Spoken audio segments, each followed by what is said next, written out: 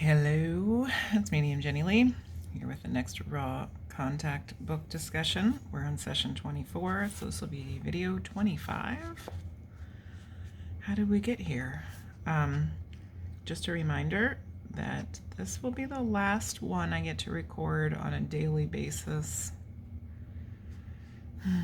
So I have to go back to work tomorrow. So they'll start to become a little more sporadic and spread out over time. But, you know, divine timing and all that. It will come out when it's supposed to come out. Let's get started for this one. Okay. First question for session 24. All right, Carla has some congestion. Oh, this gets fun.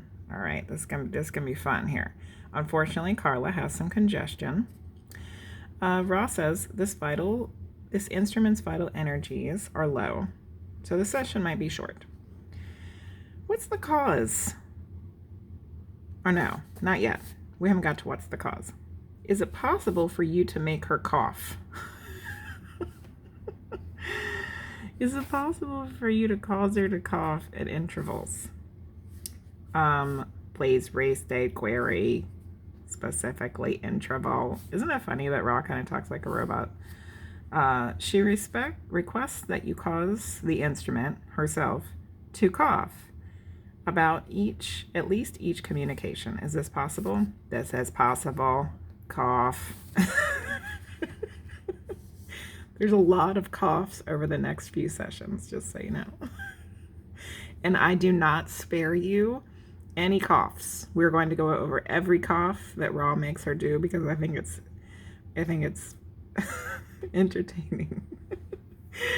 But like, you know,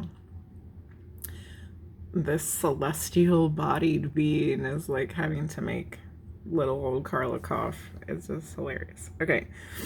Can you tell me of the reasons and consequences and attitudes with respect to the next contact with those here on Earth? So, I don't know where we're at here. You mentioned that during the last 25,000 year cycle, the Atlanteans, Egyptians, and those in South America were contacted, and then the Confederation departed. They didn't come back for some time. Okay, so Dawn's talking about after the Egyptians and the South Americans and the Atlanteans. So let's see. In the case of the Atlanteans, enlargements upon the information given resulted in those activities distorted towards bellicosity. Ra likes that word, which resulted in the final second Atlantean catastrophe 10,821 years ago. That's a very specific date of time when Ra seems to get time so mixed up. But that's a very specific one. So because it's so precise, I feel like it has to be correct. Many were displaced due to social actions both upon Atlantis and upon those areas of what you call northern African deserts, to which some Atlanteans had gone after the first conflict. Earth changes continued due to these nuclear bombs and other crystal weapons sinking the last great landmasses approximately 9,600 years ago. So there was really terrible stuff going on before this 10,821 years ago in Atlantis. But the one that caused the final breakdown happened 10,821 years ago. And then it took another 1,200 years approximately for the whole thing just to sink into the ocean and be lost forever. In the Egyptian and South American experiments, results, though not as widely devastating, were as far from the original intention of the Confederation. It was clear to not only us, but to the Council and the Guardians that our methods were not appropriate for this particular sphere. Look at my sad face. Sad face. In other words, Humans,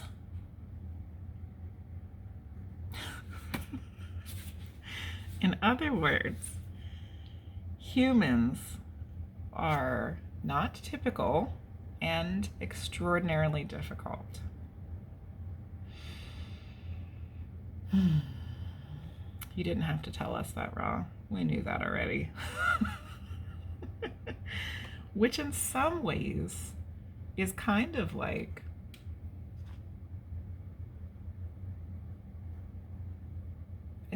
it's kind of a positive thing, isn't it? That we're so different than all these other civilizations of intelligent beings throughout the whole universe and existence of time. It's kind of like, over the past maybe 30 years or so, there's been a lot of joking around about how America is, even though a lot of times we're complete frickin' morons, that we're just gonna do our own thing anyway, because that's how it's like. That's like our cultural heritage, is like just doing shit our own way, just because, like we make up our own way of pronouncing things, or we change history to fit our own whatever, and it's America. I kind of feel like that's also not just America, that's Earth. It's Earth and humans. America is almost like, because America is the melting pot of the world. All walks of life, all walks of humanity come to America to try to have some better version of themselves, and we really are the mixing pot of the world. So we are the mixing pot of the earth. We are the mixing pot of humanity, which I personally think is like one of the best things about America. But we also have this like, you're not going to tell us what to do mentality. And it's just like, I feel like that's just humans. And Ra pretty much says it right here. He says, it was clear to not only us, but also to the council and the guardians, that our methods were not appropriate for this particular sphere. Which I was real sad about when I read it. But now that I think about it, it's almost amusing, because as humans, we just don't, it's like, I don't know. Like, I don't know. Because it is a very hodgepodge mix of stuff. In some ways, it's like, you're not going to tell us what to do, But on the other hand, people will follow. Like, most people are sheep, and they want to follow somebody. It's just unfortunate that we just keep following the wrong somebodies. Anyway, that's a whole nother conversation. Let's go see how many times Carla has to cough in this session. Our attitude, thus, was one of caution, observation, and a continuing attempts to creatively discover methods whereby contact from our entities could be of service with the least distortion and, above all, the least possibility of becoming perversions and antithesis of our intentions of sharing information. So because the stuff they tried earlier didn't work, they had to come up with other ways. So they spent a lot of time cautiously observing. Can you make the instrument cough? Cough. What condition created the next contact? It was approximately 3,600 years in the past. There was an influx of those of the Orion group. Now remember, this happened because of the freaking stuff that one of the Confederation entities did, the Yahweh entity did, when they decided to make the frickin' Anakims, the giant people, thinking they were doing something good, and instead they completely screwed stuff up, and the Orion group was finally able to make some headway in their agenda. Ugh. Okay. Due to the increasing negative influences upon thinking and acting distortions They were able to begin working with those whose impression of olden times, as you may say, was that they were special and different. The entity of the Confederation, many, many thousands of years in the past, the one you call Yahweh, by genetic cloning set up this particular biases among your people who had come gradually to dwell in the vicinity of Egypt, as well as many, many other places, by dispersion down the down sinking of the landmass of Mu.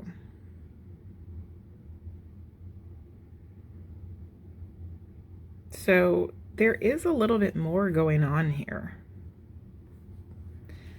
because Yahweh is supposed to be the one who's supposed to be a good entity. He's part of the Confederation, or it's part of the Confederation. They are part of the Confederation, and they thought they were doing good stuff, but the stuff got real messed up. And previously, this genetic cloning and stuff, biases that ended up making them people think they were better than everybody else, was the Anakim. But this is also saying something about the down sinking of the landmass of Mu, and it does say thousands, many, many thousands of years in your past. So did this happen before, too? Also, again? Didn't Yahweh learn the lesson the first time? If the stuff didn't work in this down sinking of Mu, which is Lemuria, why would they try it again with the Anakims like thousands of years later? Holy moly. Okay, here the Orion group found fertile soil in which to plant the seeds of negativity. The seeds always being those of the elite, the different, and those who manipulate or enslave others. The one known as Yahweh felt a great responsibility to these entities. However, the Orion group had been able to impress upon the people the name Yahweh as the one responsible for this elitism. Yahweh was then able to take what you would call stock in its vibratory patterns and became, in effect, a more eloquently effective sound vibration complex. So Yahweh changes his name. In this complex, the old Yahweh, now unnamed, but meaning he comes, began to send positively oriented philosophy. This was approximately 3,300 years in the past. Thus, the intense portion of what has become known as Armageddon was joined.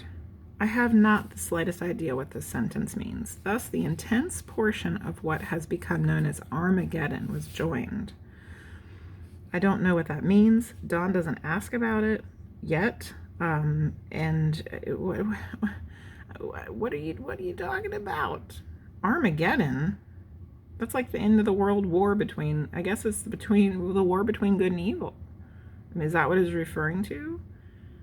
That because the Orion group finally got a hold in on the humanity, that it started the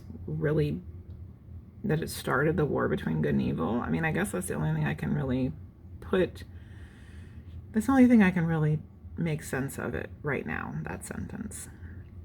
So to kind of review what's going on here, Yahweh did some stuff that ends up being real terrible, even though it was not their intention. The Orion group is like, yeah, it was all Yahweh. What assholes. So then Yahweh becomes synonymous with what all this stuff that happened and becomes part of the elitism.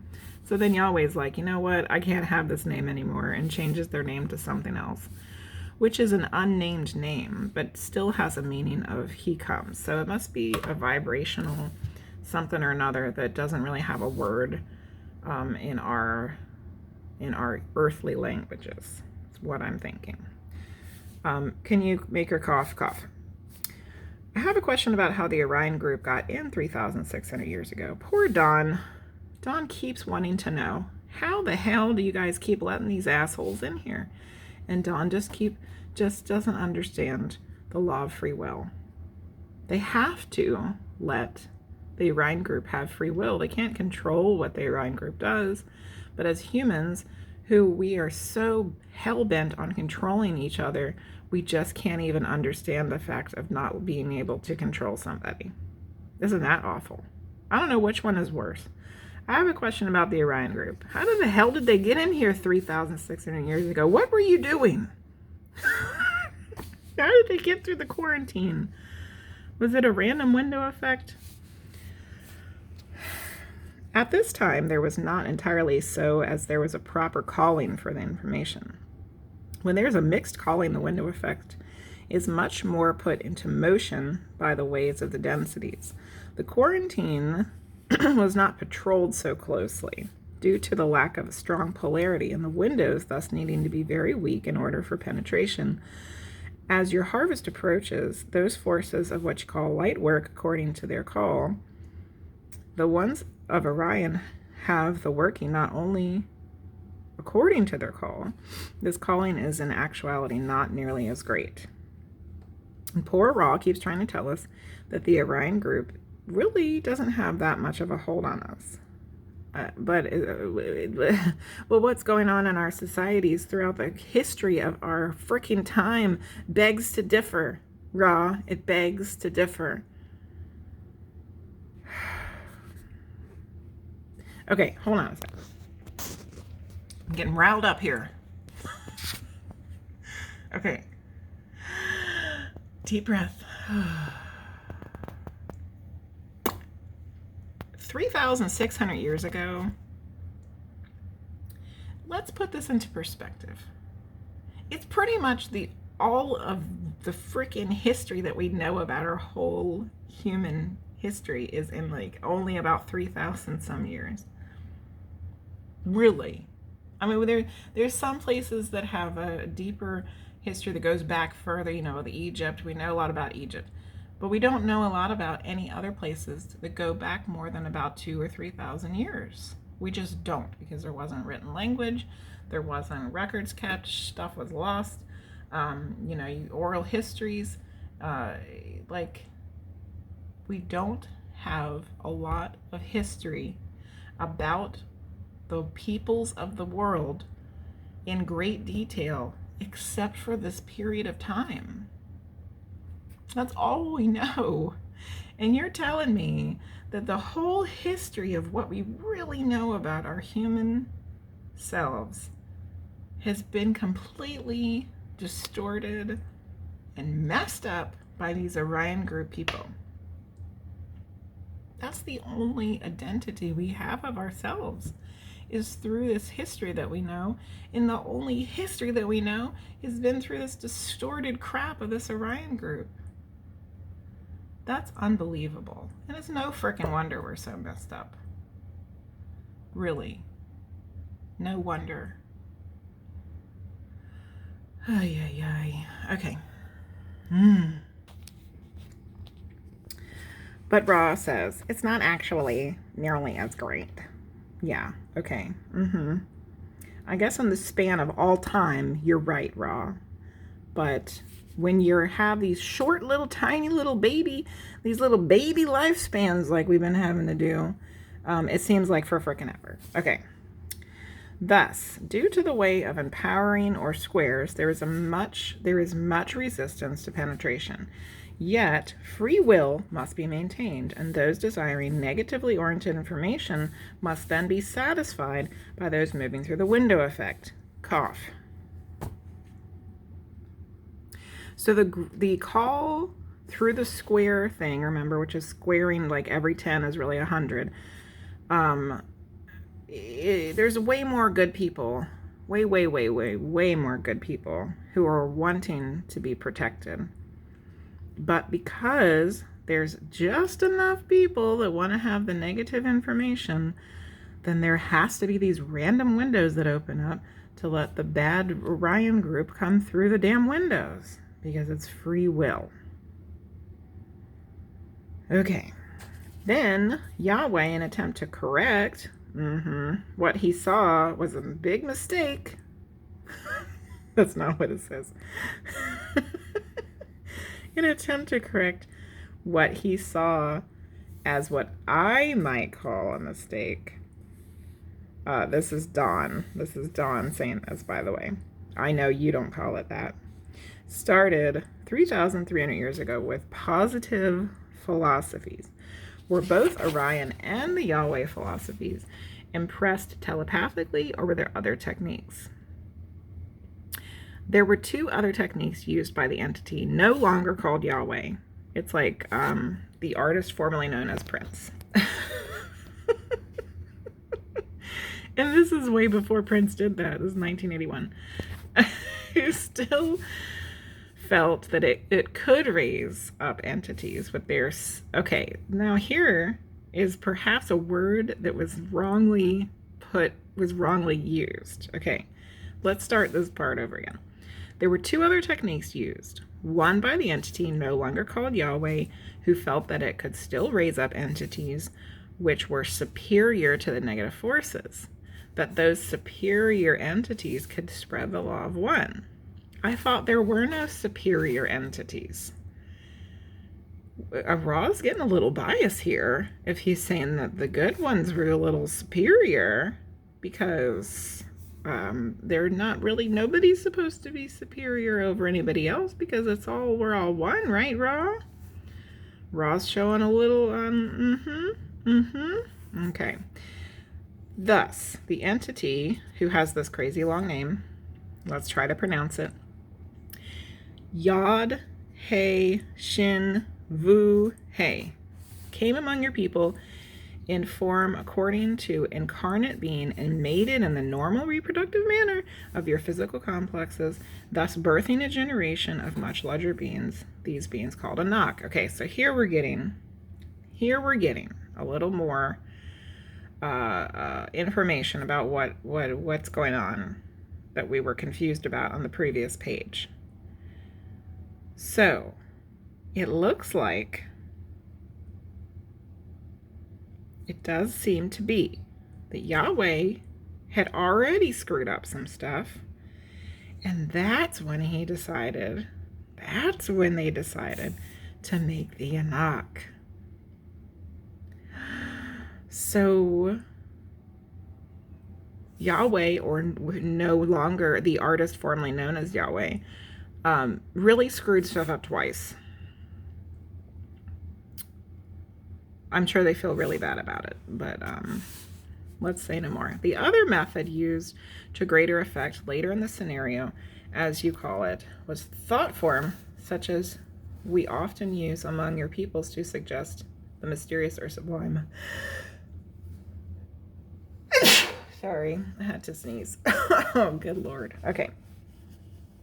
You may be familiar with some of these appearances. So the two methods used were making the Anakim and thought forms. Can you state some of those after making the instrument cough? Cough. This information which you may discover, however, we will briefly point the way by indicating the so-called wheel within a wheel and the cherubim with sleepless eye. Can you see my note? What are you talking about? What the world are you talking about, Ra? This session is making me upset. The so-called wheel within a wheel and the cherubim with sleepless eye. Is that even a thing? I mean, really, like, what's happening here? All right. Let's do a little Google search here. Cherubim, dummity bum, with, sleepless eye. Oh, it's there. It's probably just going to be from this book, though. Cherubim with sleepless eye, classically Christian. Let's read this. Okay.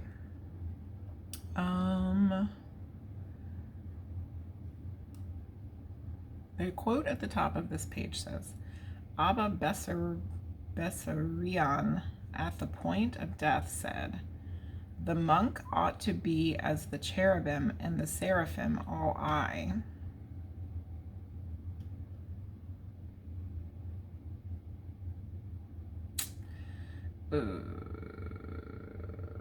What? For this is what the cherubim with the sleepless eye do, is it not? I don't know what any of this is.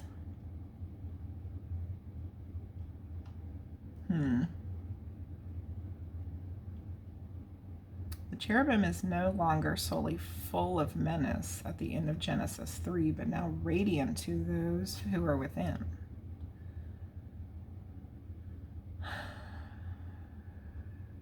Okay. Wheel within a wheel and cherubim with the sleepless eye. Here's another website. But see, yeah, this is, okay, so this is a thread of like a forum thread post. And it is exactly this part of the book that we're reading right now. So these are some comments. The wheel within a wheel is a reference to Ezekiel's vision of God from the Old Testament. The cherubim with the sleepless eye comes from Eucharistic chant called "Let all mortal flesh keep silent." Rob probably picked these specific images because they resonated with Carla's Christian beliefs. Okay.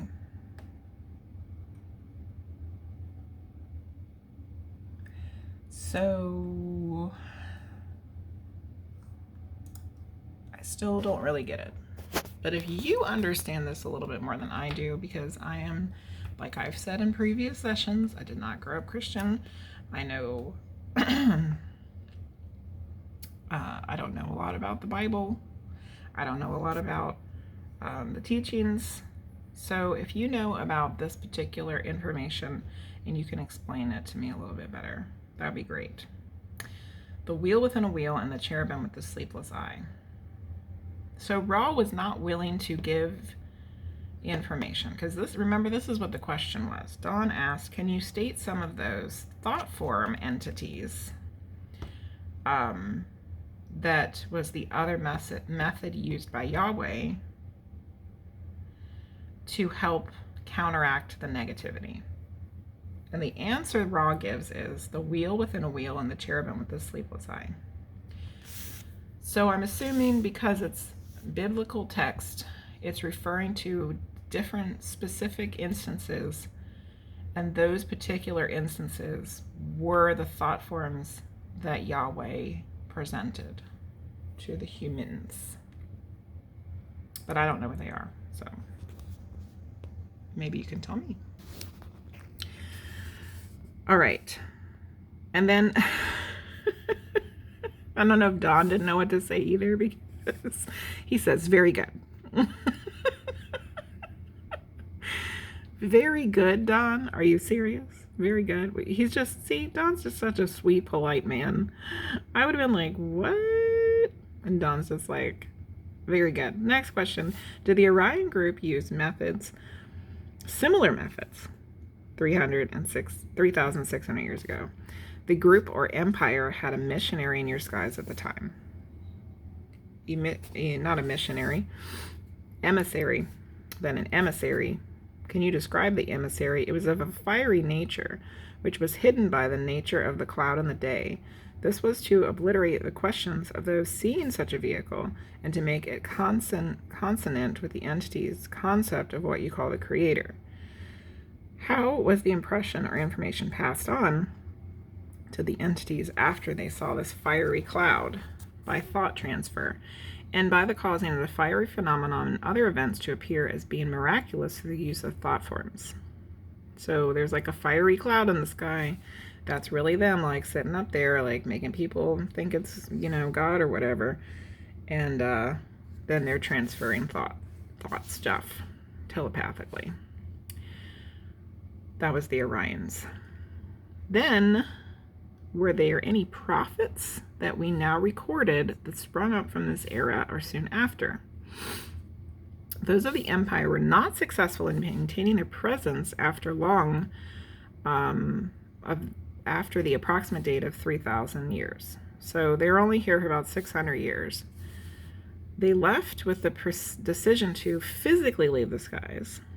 The so-called prophets were often given mixed information, but the worst the Orion group could do was cause these prophets to speak of doom, as prophecy in those days was the occupation of those who loved their fellow beings and wished only to be of service to them and the Creator. So this is where all the doomsday talk comes from.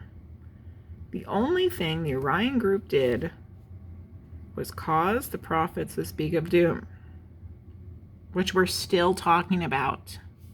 So I don't know if Ra should be downplaying this any, because it's still a big issue. Can you make the instrument cough? Cough. Can you tell me if you're saying the Orion group was successful in polluting the positive-oriented prophets with messages of doom? Correct. Why the Orion group had to leave after the 600-year period?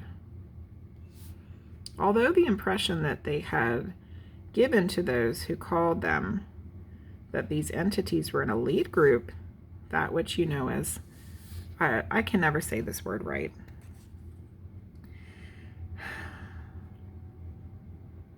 It's like the same word they use for like, like African Americans having to come over for slavery. Dysphoria, I can't say it right, you guys. You guys know what it is. But it's the dispersion of people outside of their homeland.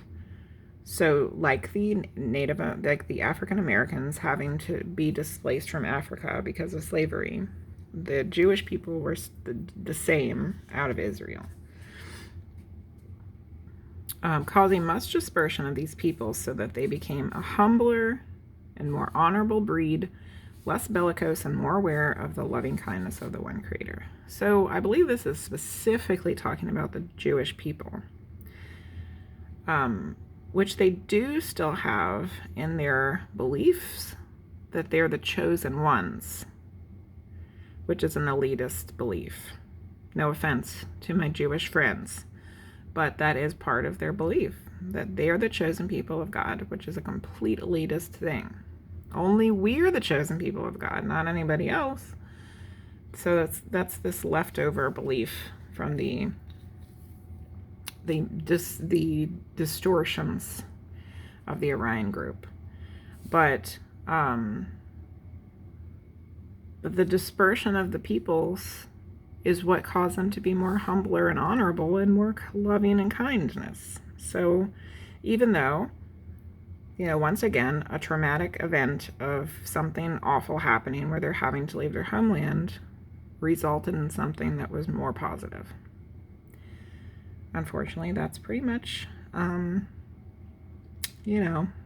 what terrible things do to us. They sometimes make positive things happen.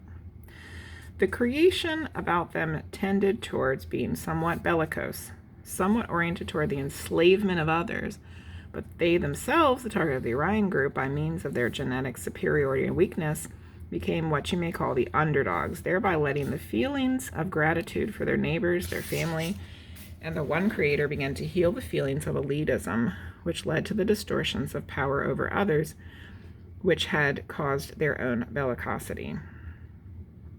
Which I believe there's some very possible information in that sentence, a couple sentences that would get some people riled up, just like I got riled up. Because the Jews were the ones who are supposed to be enslaved, not the enslavers. But Ra is saying at some point in time in their history that they were having this elitist power over other people. So, I don't know. Who knows? Cough. Okay. This one's funny because Don was in the middle of a sentence and then all of a sudden Ra makes Carla cough. Okay. All right. But I would really be interested to know if Dwight Eisenhower met with either the Confederation or the Orion Group in the 1950s. So if you were not aware, there is a lot of historical evidence that Dwight D. Eisenhower, the President of the United States in the 1950s, met with alien beings. The typical historical person would say that that was just not true information. But, Don knows about it here in 1981. The one of which you speak met with thought forms which are indistinguishable from third density. This was a test. We, the Confederation, wished to see what would occur if this extremely positively oriented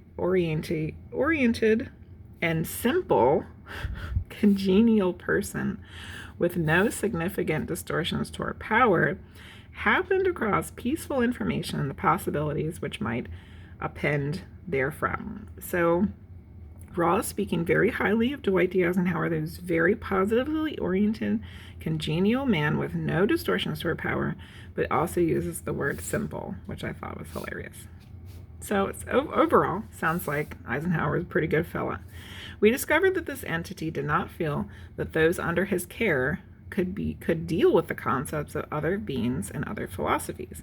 Thus, an agreement was reached that allowed him to go his way, ourselves to do likewise, in a very quiet campaign, as we have heard you call it, be continued alerting your people to our presence gradually. Events have overtaken this plan.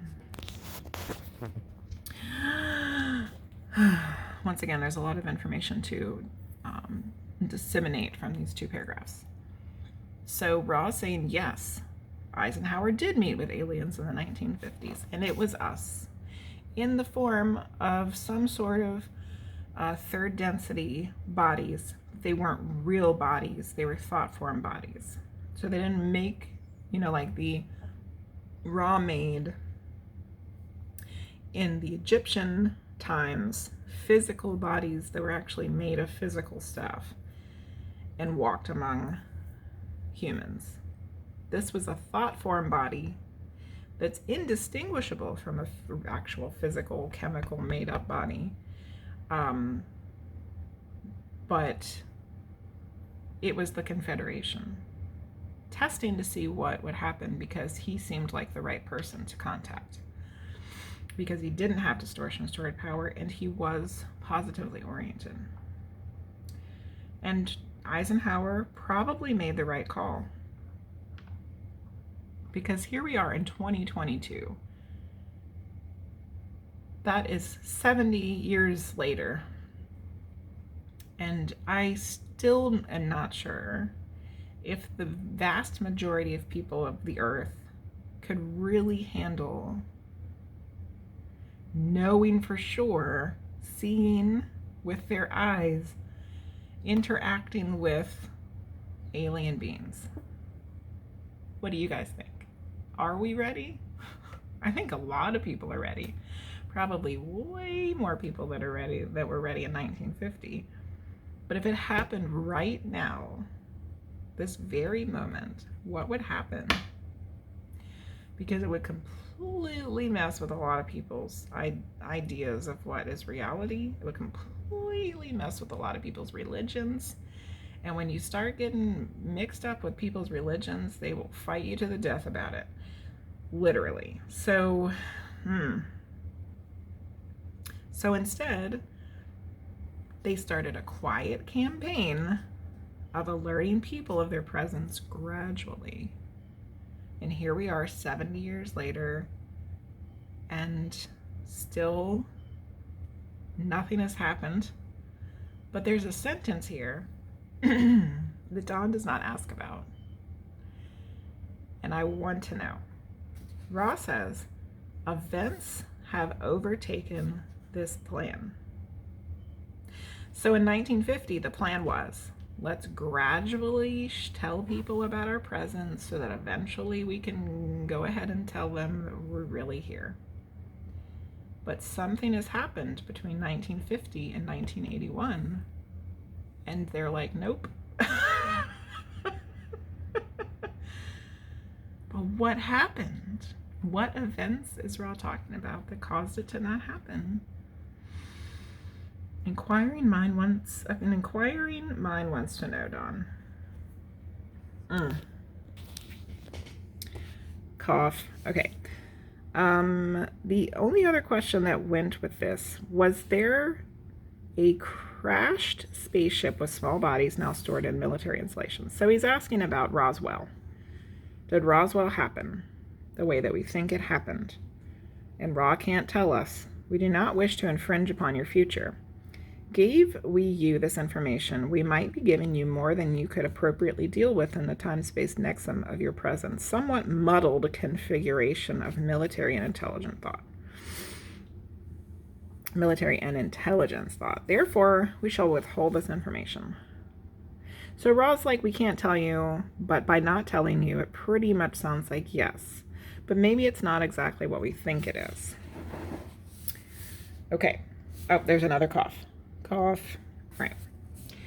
We will continue in our next session with the Law of One and keep that uppermost in the scope of the book. And I try to get more deeply into the philosophy as we build a framework for reference of the philosophy. Then Ross starts to talk and Dawn interrupts him.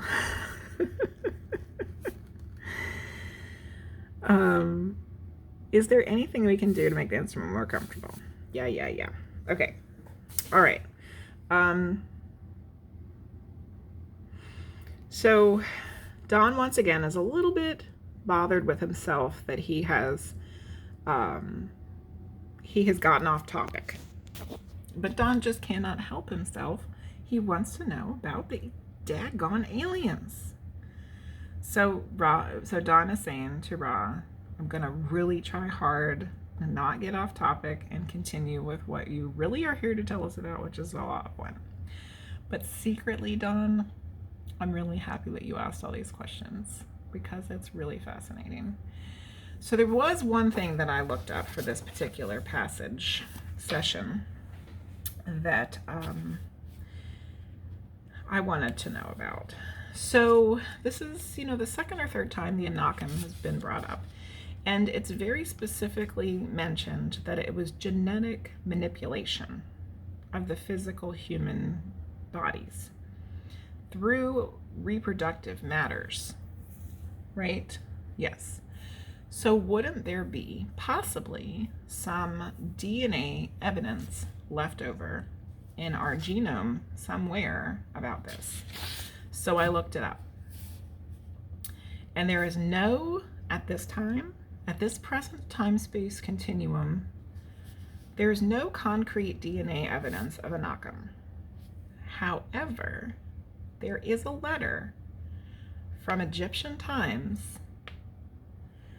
that was written. It's called the Papyrus Anas, and I can't pronounce anything. Papyrus Anas.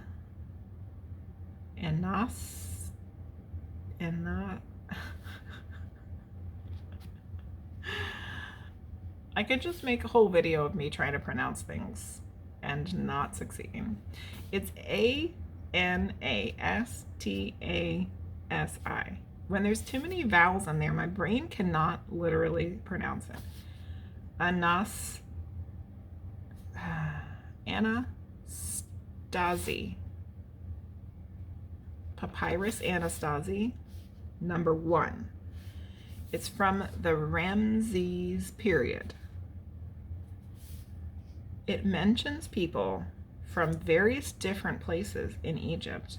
Like, the person writing the letter went to these various different places in Egypt and saw with his own eyes and recorded it in this letter people that were between the height of 7, 6, and 9 feet tall. Which of course back then was measured in cubits or whatever, but we know how big a cubit is, so you can translate it into feet. They were 7, 6 to 9 feet tall. And it's a bunch of different places. It's like, I think it was between 3 and 5 different locations. And those locations are also mentioned in the Bible as places that I'm pretty sure also correlate with the Anakim. So at this particular period of time during the Ramseyite period of Egypt, it sounds like there was still some leftover descendants of the Anakim. But my theory is there's so few of them to begin with that the DNA probably just kind of gradually worked itself out. But if you ask a medical professional or a scientific person what these people were, they're going to tell you that they were just a bunch of people who probably happened to have the pituitary gland disorder that causes giantism, which is not to be ruled out. Perhaps that's even where this came from. Perhaps the pituitary disorder that causes giantism might actually be where that came from. Who knows? Who knows? Anyway, this has been session 24. There were some funny moments, there were some angry moments, there were some sad moments. Let's review what we talked about in session 24. First of all, poor Carla has a congestion and we had to cough a whole lot. Okay. Atlantis was talked about and the destruction of Atlantis. Ra says, you guys are really hopeless. We had to figure out a different way. Really got into the in-depth stuff about Yahweh and Orion and what happened with that about 3,000 years ago. More talk about the Anakim. And I think one of the most important parts to remember about that is that that's when people started talking about doom. Prophets started talking about doom, which was not an accurate thing. It was a distortion of the Orion group to mess with us. And then we got to talk about Eisenhower meeting the aliens. Yes. Great stuff. Okay. So yeah, there was a bunch of stuff in there that I need help understanding. So if you know any information about the whole wheel within a wheel and the cherubim with the sleepless eye, please let me know. And also comment anything else you want to talk about, discuss, questions, concerns. If you just want to laugh about the coughing with me, I would appreciate it. Anyway, if you enjoyed this video, give it a thumbs up. Don't forget to subscribe if you haven't already. There's a whole bunch more discussions before this one. I'm a little over halfway through this particular book, so there's going to be a whole lot more after this one. And I hope that you guys are getting something out of this. Some things are resonating with you or making you understand our world a little bit better. And, you know, take what you believe, take what resonates with you, and you know, throw the rest of it out.